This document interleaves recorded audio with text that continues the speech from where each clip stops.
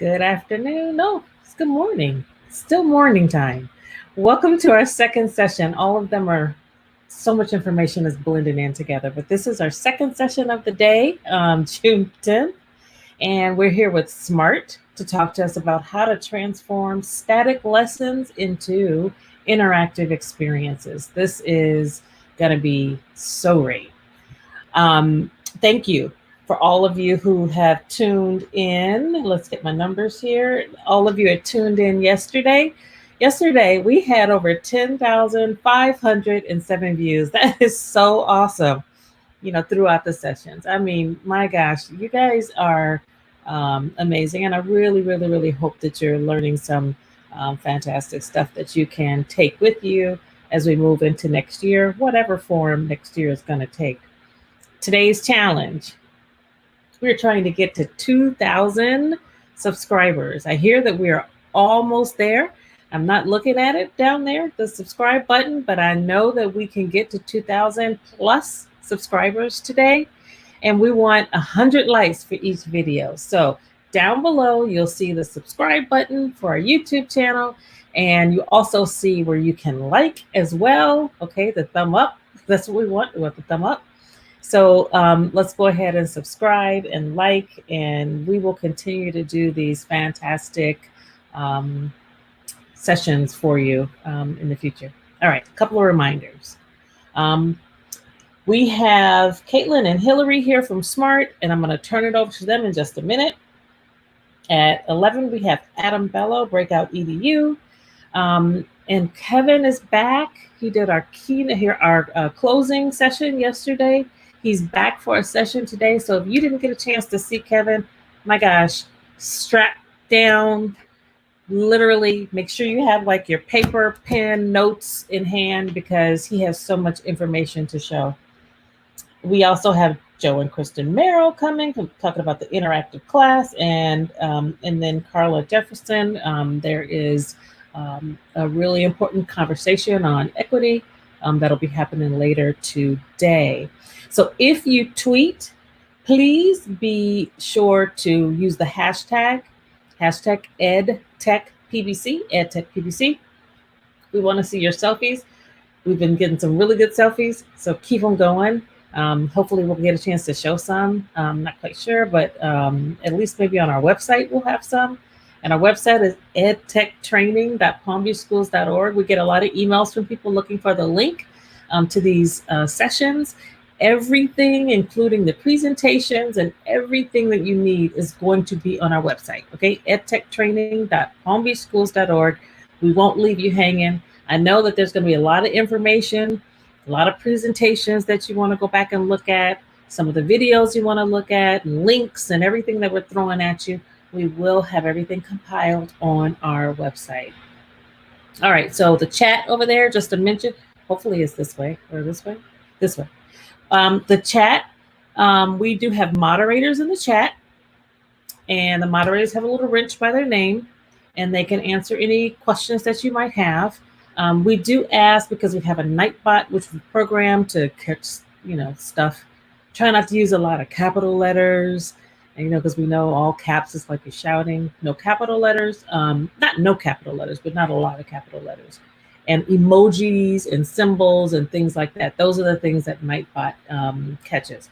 Don't worry about the attendance link. We're going to show that at the end. So again, attendance link at the end of the presentation. We got you covered. And then we have some prizes that we're going to be giving away. So I think that's pretty much all of my reminders. We want those subscribers. We want those likes. And I think that's pretty much it.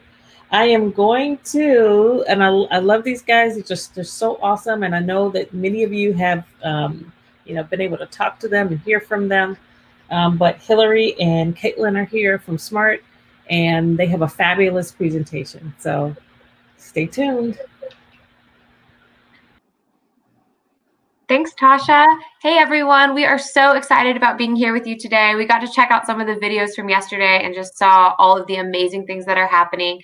And today we are going to talk about smartifying your lesson live. We both, or Kaitlyn and I both, know all of the changes that have happened in the last few months regarding school, lessons, and how we learn and how we teach. And so we are looking forward to whatever comes next. Blended learning, in person, whatever it's looking like next year. We're hoping that today's lesson, you're able to take what we learned and apply it no matter what school looks like next year. So let me change slides here. So my name is Hillary Matevia. I am a SMART training specialist here in Palm Beach County. I work in the north central region of the county, training lots of teachers and schools there. So hello, if you're from my school. And I also have with me today, Kaitlyn. Hi, everybody. My name is Kaitlyn Brugnoni, and I'm also a SMART training specialist, and my schools are up in the northern region of Palm Beach County. So hi to my schools and anyone else that we've trained over the past few years.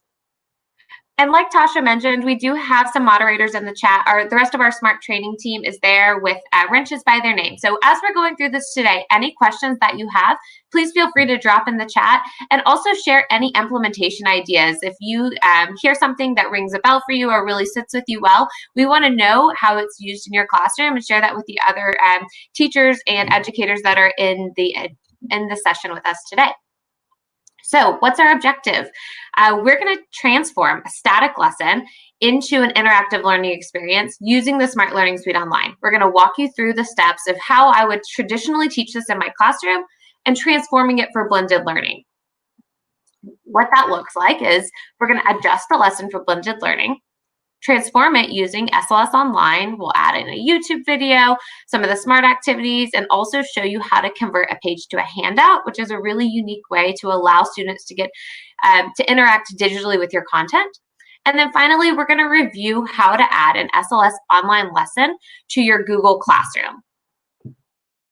So let's talk. You've got a lesson. We know that we're getting ready for the next school year. We've maybe starting to plan or think about how the beginning of the school year is going to look.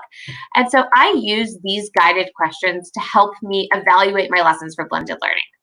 How can my students engage with this lesson authentically? What can I make interactive? And what do I need to add, remove, or adapt? So we know that we can't completely remake all of our lessons, but we can adapt them to better suit the needs of our students.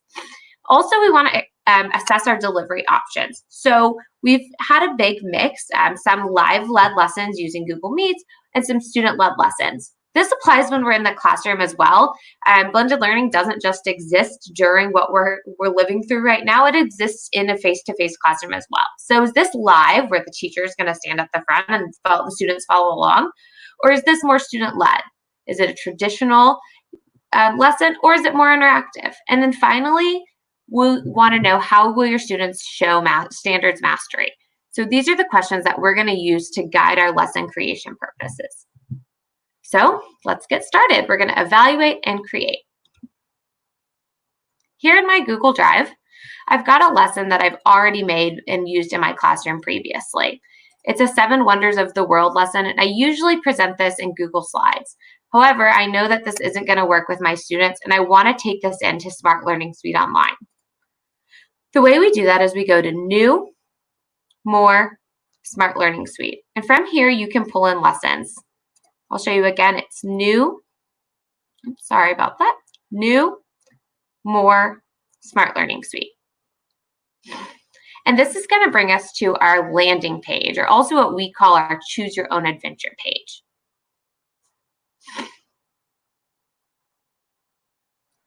So you can see on this landing page, we have several different options, but the most important one here is the import resources. If I click, I see that I've got 2 options. I can import resources, this just basically means files, from Google Drive or from my device. From your device is the current device that you're on, be it a computer or a laptop or Chromebook. I'm going to choose from Google Drive and select the lesson that I want to pull in, which mine is here. It is our 7 Wonders of the Modern World, and it's a Google slide. Press select, and that will load up into Smart Learning Suite Online. So Hillary is uploading a Google slide, but you can also import other G Suite files like Google Docs, PDFs, PowerPoints, or notebook files. So I really love the option that I can bring in PowerPoints or PDFs, because I know that a lot of the materials I receive from my curriculum department come in that format. So I'm not limited to only things that I create. I can use other teacher created resources. Okay, here's my lesson. This is one of the most fun lessons that we've had. When I teach this, it's really engaging. The kids love getting to explore the 7 wonders of the modern world. And typically, before I start diving into each individual wonder, we talk about all of them collectively. Usually show a YouTube video, maybe have some discussion. But I can't do that with doing it in a student-led environment. So right here, this blue and white plus button in Smart Learning Suite allows you to add in interactive content to your existing lesson. Here is this one of my favorite features. It's the YouTube feature. And you can search for different lessons here. So 7 wonders of the modern world. If you have the link to your video, you could always copy paste it in here as well. But the cool thing about this is, do you see this little YouTube icon right here? That allows you to preview the video while it's playing, or while you're searching. So I can just click here, get a little preview, and see if it's the video that I want to show. I'm actually familiar with this video. This is the one I want. So I click, got the blue square around the video I want, and I just click add. So you can see that it created a new slide with my video embedded into my slide lesson. This is amazing for kids because our YouTube feature is ad-free and distraction-free, meaning that students aren't going to be pulled away from my lesson. It doesn't open in a new tab. There's also no comments, no thumbs up, thumbs down, no subscribe now. It's just the video, and it doesn't even start playing another video at the end. It's just this video from beginning to end, and then the students move on. So I really love this feature. After my students watch the YouTube video, I have some different readings for them to do. You can see this transported in great.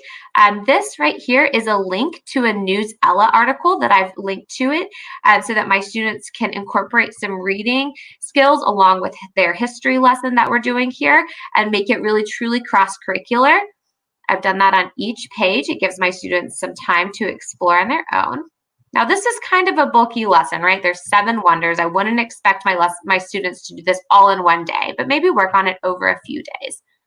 And finally, when they reach the 7th wonder, I want to give them the opportunity to review what they've learned. So using that blue and white plus button, I can add in different options to add content to bring in their knowledge together. Now, this is student-led, so I want to choose a student-led activity for the students to do. Here, in game-based activities, I have a lot of different options that the students can play on their own. Kaitlyn, do you have any recommendations on a game that we could pull in for our students? Yeah, I think a match 'em up would work really well. So students can match up the wonder with its location in the world. I think that's a great idea.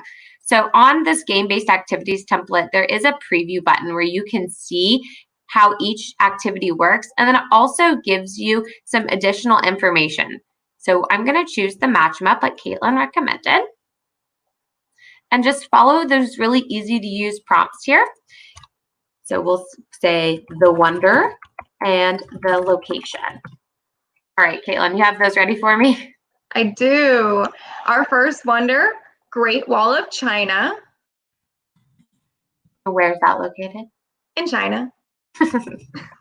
All right, what's next? The Roman Colosseum. Okay, and that is? In Italy. Kaitlyn, tell me about this little button here. So that's actually one of my favorite features is with Match 'em Up, as well as with some of our other activities, you're actually able to import an image. So if we wanted to, we could do the wonder and a picture of the wonder, and the students could match up the picture. So you don't have to just do text. You can incorporate pictures into these activities.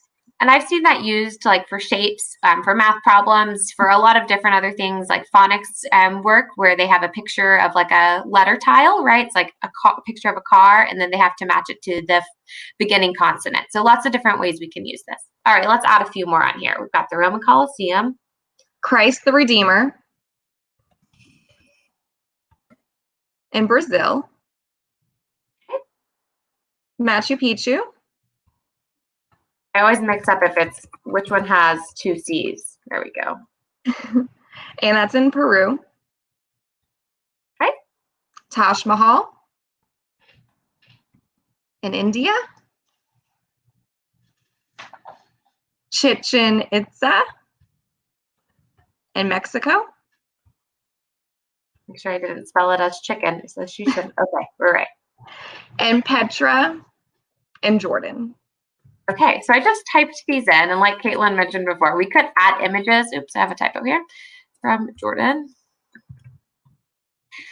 All right, the next little step over here is, do you see where it says check answers? This gives you 2 options. It can instantly check the answers when the students pair up 2 of the words, or they can check it at the end when prompted, which means they have to match them all up, and if they get it wrong, it will reset the game and they can play again. I'm going to keep it on check instantly. You press next.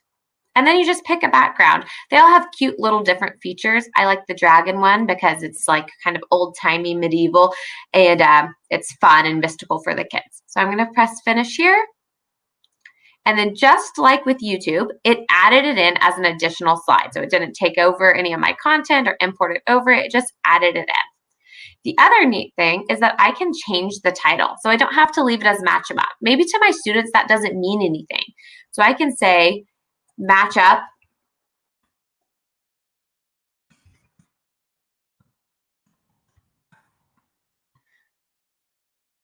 right? So here they have the game. And then if we wanted to check out how it looks, we just touch preview and I can play here.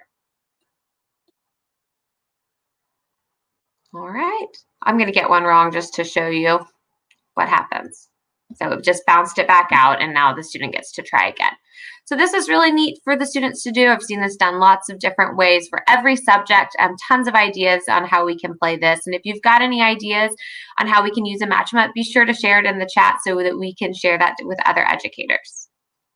All right, moving on. I mentioned this was a cross-curricular lesson. We did be sure to include some additional science reading, and this is a really interesting article about what's happening to some of the 7 wonders of the modern world due to how the world is changing and man-made to natural causes of erosion. So this is something that I would want my students to explore on their own before they got started on the student product. So down here, starting at slide 12 is what I want my students to do.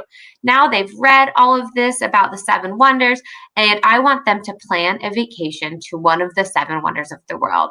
This is pulling in the math aspect of our cross-curricular lesson. They've got some money that they want to spend on planning a 7 wonders vacation. Here's the rules that I want my kids to abide by to complete this project. Here's the options in which they can use. And then down here are the worksheets that they would be completing. I have 2 options. I have one that's a little more guided, and I just scaffolded this for learners who maybe need a little bit more guidance on how to figure out how much their vacation is going to cost. I also have this copy here that students can, it's just labeled, and the students can fill it out on their own. Now, how do I get my students to engage with this? Well, I've got an option down here. Do you see where it says convert to activity? A little magic wand. I like this because what happens next really is magical. We'll just press here. And then we're going to make this page an individual handout, which means each student gets their own digital copy, which they can interact with, type in, use different text features, insert images, and make this truly their own. It gives some more student voice and student choice on how the students are able to complete these worksheets. So I'm going to convert this to an activity. And I'll just change the title again. Now I'm choosing to do the more guided one. My students need a little more help. I don't want to use this one.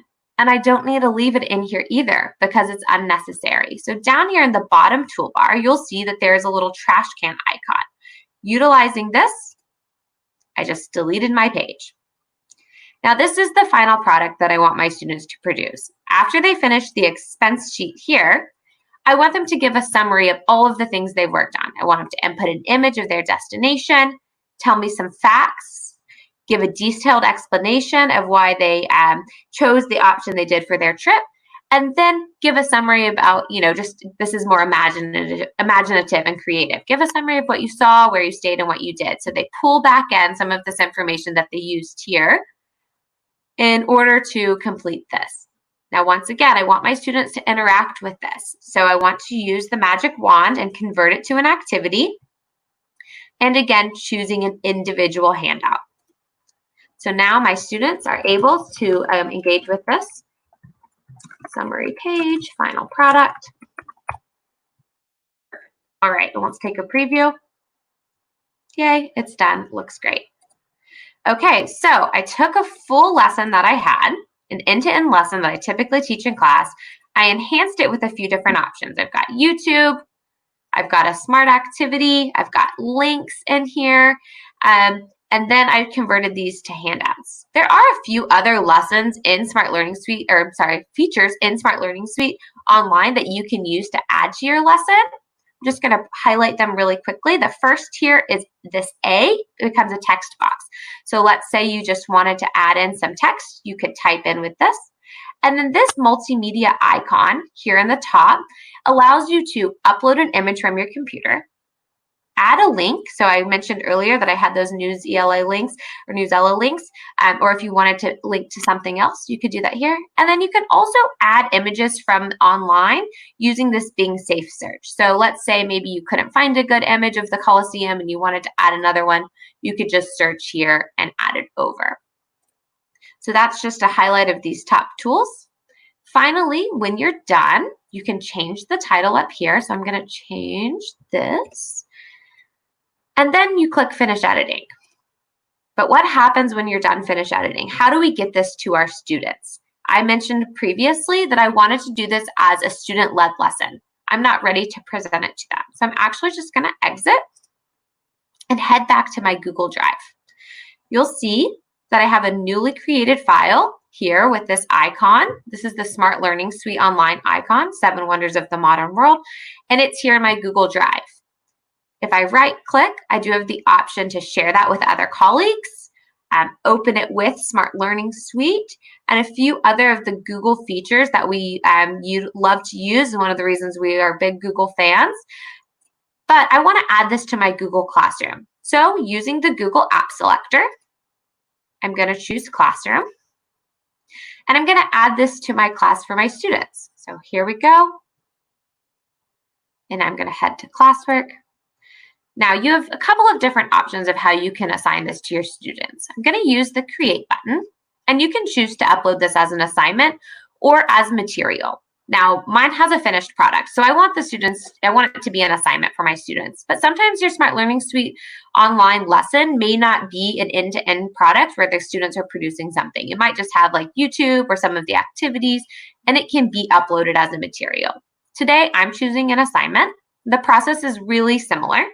So I say 7 Wonders.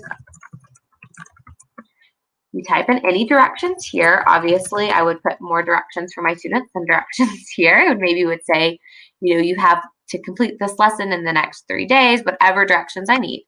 The final step is super simple. Using the Add button, we choose Google Drive, and we're able to upload our SLS file into Google Drive. Now, mine's right here because I just made it, but sometimes you've made your lessons previously or you know where you saved them. So I could check in my drive if I had a folder where the lesson was saved. You can also utilize the really awesome search bar that's in Google Drive. Love this little trick. I can just search .sls, and any of my Smart Learning Suite online files that I've made previously are saved right in here. So I'm able to find them. So if you use Smart Learning Suite often, like I do, I'm able to find it this way. Here's my lesson. I'll just click Add. And here it is. Now, we don't want to change this. We've all been trained to possibly change these to edit or make a copy for a Google file, but this isn't a Google file. This is a Smart Learning Suite file. We want to keep this on Students Can View file because when it opens, that convert to handout option that we did already gives students their own copy. So no need to change it, just leave it as is. And then you can change any of your assignment options over here to the right. And finally, choose Assign. After it's assigned, it shows up right here. You can choose the topic, if you wanted to organize it. And it's done. It's in our Google Classroom. Our students are able to see it. So you can see that taking a lesson that you have already created, adding it to SLS, and then putting it into your Google Classroom really doesn't take that long. And the students get to engage with content in a brand new way. But what does this look like from the student perspective? I would love to show you guys. So here we are. I've got a student logged into my classroom. And here's what my student sees on Google Classroom, right? They just go to their classwork, and here is the newest assignment that I uploaded. I did not put it in a topic, so my student sees that it's at the top of my classroom. And they're going to click here. Now I want them to view the assignment. Remember, there would be my directions here. I just typed in directions here, ... but you would use your real directions. The student clicks the file, and there's just a couple of steps for the students. And once they've done it once or twice, they really get used to it. So we'll click Open with Smart Learning Suite. The student will sign in. They just have to sign in at the beginning, sign in with Google, and then select their name. And it's going to open the lesson for them right away. So it's going to bring them right into the lesson so you can see how they can interact with the content instantly. So here the student can see, it looks really similar to what I had. Using these arrows on the left, they're able to scroll down. Here they could watch the video. I'm going to click this double box on the left in order to scroll down and show you how some of these other things work. So here I have this link. If I clicked here, it will open it out. And what I really want to show you guys is how the activity works and how the handout works. So here I'll click. This is the activity that the student gets to see. And we already previewed this. Right. Now let's scroll down to that handout. So here the student, I like this one. We'll do the summary page. They'll click Start. And what the student has is a great option full of tools over here on the left in order to produce their own work. I mentioned before that this gives students their own kind of voice and choice on how they complete this. And so it says summary page, image here. So I'm going to use this image button here to search for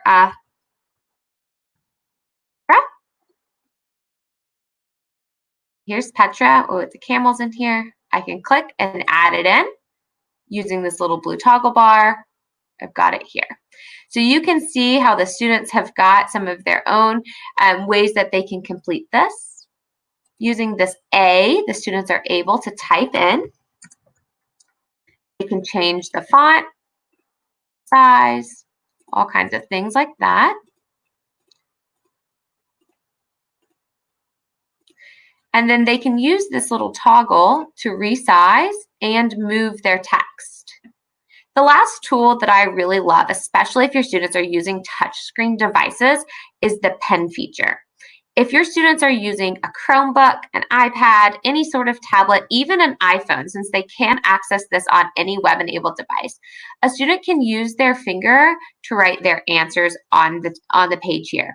I am using a mouse, so it's a little bit more tricky for me, but students who are on a touchpad device are really great with using this. I also love that for our younger kiddos who aren't great yet at typing, right? They just use their little chicken fingers and peck the whole way when they're typing on here. Using this pen tool makes this a little more accessible to those students who have touchpad devices. So when the student clicks done, when they're finished, it notifies on the teacher end that the handout is completed. So let me give you guys the teacher view, right? I've already had a student complete this, so I'm going to come back over here, and I'm going to open this lesson up.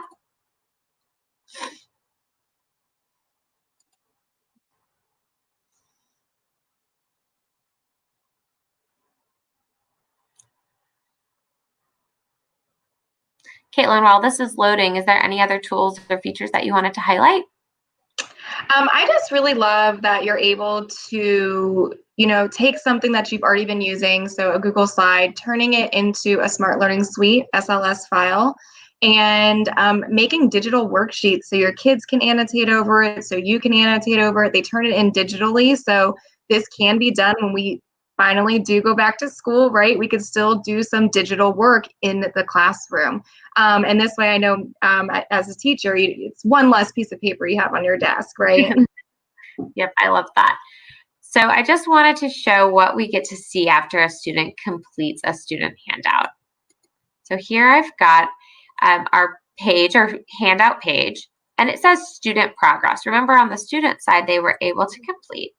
So when I press student progress, it loads where each student is. Now, I only had one student start this, but you would see all of your students there. And here I'm able to see, okay, Kaitlyn put this image in, she added some text, she added some writing, and I, as the teacher, can give her feedback directly in here. So I like to change my font. I'm not a boring font girl. I can say, great job, Kaitlyn.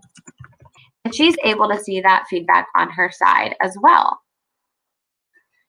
So that gives us the student view there. So I wanted to give you guys an opportunity to recap kind of what we did today. We took an activity that we already have, and we saw how we can make it into a more meaningful learning experience. We went through the Google Drive to more Smart Learning Suite Online in order to create and enhance the lesson. And then we uploaded the file into Google Classroom. The steps are relatively simple, especially once you get a little practice in. You always start in your Google Drive. You do New, More, Smart Learning Suite, and that takes you to the landing page. Now, we are always here to help you guys with, since we're in a partnership with the district, we're always here to help you with any SMART related questions that you have. So we'd be glad to answer any questions that you guys have for Smart Learning Suite Online. I do want to share a couple of resources with you all, and this will be shared in the chat. Akia will drop the link for you. We've got some different training options. First, we have our Smart Learning Suite Online training, and there's 3 trainings here that review what we did today: how to add an activity, a YouTube video, and create a handout. There's also a link to adding your SLS online lesson to your Google Classroom, and using SLS online with your Google Drive. There's also one more side on here, which is our distance learning with Smart, which has got a lot of different ready-made activities and created activities for you guys to use. I wanted to say thank you so much for attending today. I hope you guys learned a lot and were able to figure out some different ways and share in the chat how you can use the SMARTify Your Lesson Live features in your classroom with your lessons. And thank you so much. I hope you guys have a great day. One more thing before we wrap up, as I do want to mention our Smart Exchange, exchange.smarttech.com. Akia will also drop that link in the chat. The Exchange is a great place to go to get some pre-created lessons, games, activities. It's a site for teachers, made by teachers. So everything you find on there are lessons created by teachers that you can download and make your own. So don't forget to go check out the Smart Exchange. Yeah, there's some really great stuff on there. As a primary teacher, I really loved some of the phonics tools and the money counting tools that were already made by other teachers that I could just enhance for my students. And hey, when you make your own lesson, share it, because we also vet those resources. You could share your resource and you could see your activity up on there for the world to see. Thanks, Kaitlyn. All right, Rebecca, we'll hand it over to you. All right. Thank you, Hillary. Thank you, Kaitlyn. We really appreciate everything that you have shown us today. Our teachers were asking all kinds of great questions in the chat, and luckily Akia and Ryan were there. We really appreciate their help with answering all of those questions. I'm sure you're probably going to get some more throughout the day, throughout the week, throughout the summer, which is a good thing. So thank you again. And I think we're going to start with some door prizes. Woo, prizes. Love this. So we want to thank all of our business partners, and SMART is one of those business partners, which is why I kept Hillary and Kaitlyn up here, because one of the prizes is coming from SMART today. So I thought they might could talk about it a little bit. Please note you must have participated in the chat in the last 10 minutes in order to be eligible for one of our prizes for this session. You can also only win once. So if you were one of our winners from yesterday or this morning, unfortunately, you can't win a second time. We can also only ship to the U.S. So if you are from an international, if you're one of our international viewers, unfortunately, we can't provide you with the prize. So let's take a look at what our prizes are today. So today we have a swag bag from Smart. Kaitlyn, Hillary, any idea what might be in that swag bag? I have it at my house. Oh, let's pull that winner. Do we want to share what it is or keep it a surprise? I don't know. What is the Share? I need to know. Okay, so we've got a special made Smart lanyard, which I even had to beg to get one. So you're really jealous that this person just gets to win one. Also, a lucky pair of Smart socks, which I also don't yet have, and a whole array of Smart stickers. Wonderful. We know everybody loves stickers. All right, so I'm hoping that my friends in the chat have pulled a winner for that, because we're going to move on to our second prize for today. And I'll pull you guys up, Kaitlyn and Hillary, in just a minute. Go ahead and pull that second prize. And this prize is donated from Renaissance. It's an OGO backpack swag bag.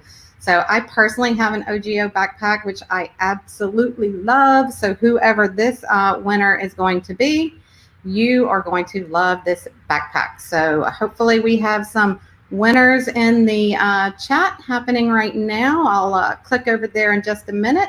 But while looking for those winners, I'm going to go ahead and give you our attendance for today is bit.ly/ETI attend 2. So this is for session for our day 2 sessions. It is case sensitive, so please make sure you put that 2 on the end before you leave today, and you definitely need to sign in for this session so you can get some of those great points in ELA.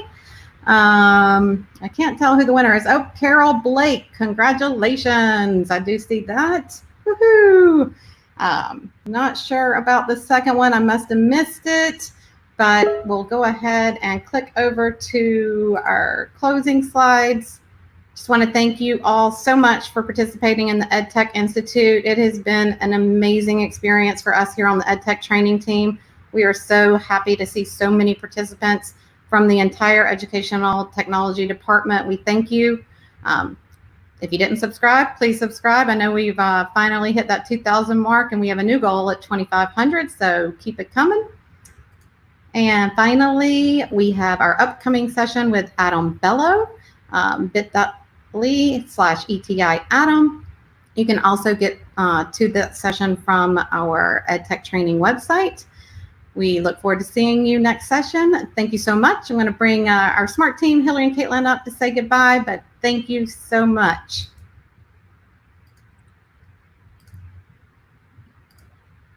All right, friends. So we're so happy to spend time with you. We'll see you soon. Bye. See ya. Bye.